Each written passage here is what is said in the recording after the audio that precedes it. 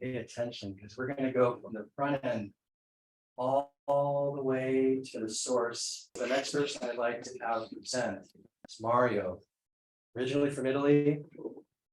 Got his degree here in the Netherlands from University of Leiden. And what I think is so interesting is we're going to see a combination of technologies that are deep in AI, et cetera, that are really trying to address some of the issues at the very beginning of the supply chain where it all starts and the impact it has on the local community and trying to be really innovative around the financial aspects of how to change behavior. So please, Mario, you have the floor. Thank you for coming. Thank you. Thank you very much. So at GreenAnt, we started farming ants for using them as pesticides. And we launched a project in Thailand involving 5,000 farmers for farming ants. We went there and we discovered that the problem wasn't which kind of pesticide to use to be more sustainable. The problem was, how do I get the funding to switch to a more organic way of farming? How do I get an insurance from someone that if I fail, if the ants fail, I'm not gonna become poor in a moment? How do I get a new market for my products which are not grown with pesticides? And we said, well, you can sell the environmental service that you are giving to the planet farming trees. How do we do it?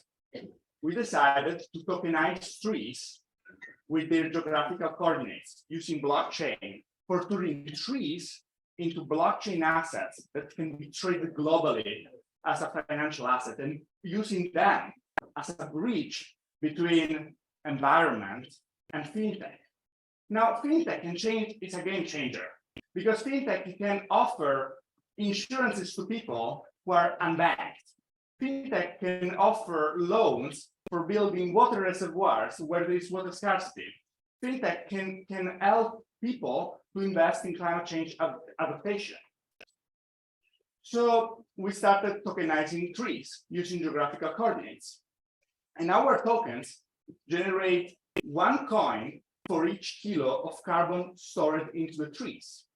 And these coins go directly to the farmers, and the farmers can use them on blockchain markets, avoiding the terrible inflation which afflicts Southeast Asian countries, especially Thailand. And GreenAnt tokens enforce property rights where property rights are not enforced. Why banks do not give loans? Because if you go to the bank and you say, this is my house, and the bank answers you, I'm not sure if you own that house, you are not going to get the loan. But with blockchain tokens, you own that token. And in fact, we discovered that in Thailand, most of people own a blockchain account, own a Binance account. And why do they do so? Because they want to have that asset, because blockchain keeps track of those assets. And so we started building this to change the system and to make the market more resilient. And this shift is extremely relevant for all of us. Ukraine war, we said before, is threatening food supply chain.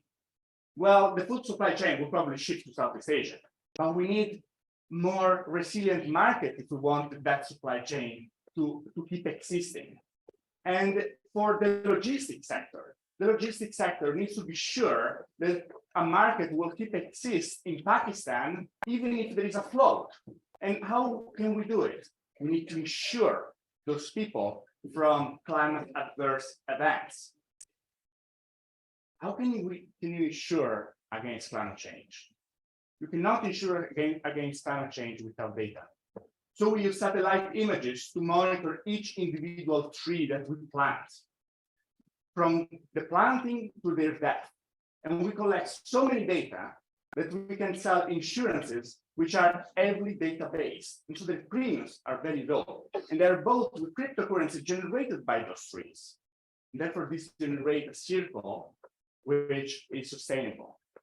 And we share our NFTs among all of those who are needed for reforestance work, from satellite images companies, from carbon standards, to banks, to governments, to farmers. And therefore, we distribute the stakes for making sure that everyone is equally interested in the success of each farmer in sequestering carbon, thus starting connecting the carbon market to fintech for achieving a sustainable and long-term and non-speculative climate adaptation. So thank you. I will reserve some time for questions because usually here there are so many questions when I say the same thing. So please ask some questions to others. The question is, who's your major customer? And let's say the farmer has 100 trees. These trees are distributed in percentages between the farmers and all of those other actors which are needed for making that reforestation project working. They are all partners together, even if they do not know each other and they have never cooperated together. And they trust each other because they trust the blockchain smart contract. And this means that there are no customers, there are partners that trade these coins and trade these NFTs for the mutual benefit of the planet. Okay, but Mario, wait a minute. We have a bunch of industry people in the room here. What is the role of industry in this business model? And how can industry be engaged in this business model to make it successful? So if you got those 9 companies in the room and you talked to their sourcing managers and talked about the category strategy they had for whatever resource was, the tree resources, I guess at the start, that there would be some strategic bullet points added to the sourcing strategy that would allow each of those 9 agriculture companies to influence the local supply issues in these geographies. But in the customer, in the corporate sector, is all those companies who want to keep a market alive there, because climate resilience, environmental resilience means having a market that keeps to be alive because it doesn't fail when there are unexpected climate events. So as you see in the slides, the benefits of our customers, which spans from small business, individuals, to the corporate, is climate change adaptation to achieve sustainable net zero, and therefore having an economic development which is profit from the token, but also reducing the risk of losing that market while increasing and enhancing the development of the markets itself, and therefore having a social impact through financial inclusion. I think this was clear. Can I ask?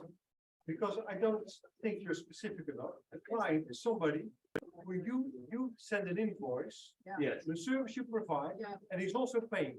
Yes. So who can you send an invoice and he will pay for it? Yes. Our customers are individuals, small and medium businesses, and corporate who do not want to donate money for keeping the climate cool and the planet cool, but want to invest their money. And buying GreenAnt tokens means investing money in reforestation while getting a product, because that's a financial product. So our clients, those who we send invoices to, are all of those who want to make a profit with trees. And our actual clients are mostly individuals and small and medium businesses who cannot afford to donate their money to reforest the world, while they need the world to keep resilience against climate change. Actually, I'm sorry, we're out of time. We have another speaker that's going to have to move off at 8 o'clock. And I would just say the following: super interesting conversation. The key thing is, here's the entrepreneur. He's the Picasso. A third of the painting is painted. 2/3 of it is not. The industry people in the room, you guys should be the ones visualizing how this fits into your industry and sitting down and following up with him and explaining to him how you see it fitting into your business. Honestly, because he can't be the expert in everything, and he's a seed stage startup, so he's at the beginning of his journey. So that would be my comment to kind of balance things out. Make an introduction, give him an idea, bring him to your executives, help him get that next part of the Picasso painting going. So thank you so much, Mario.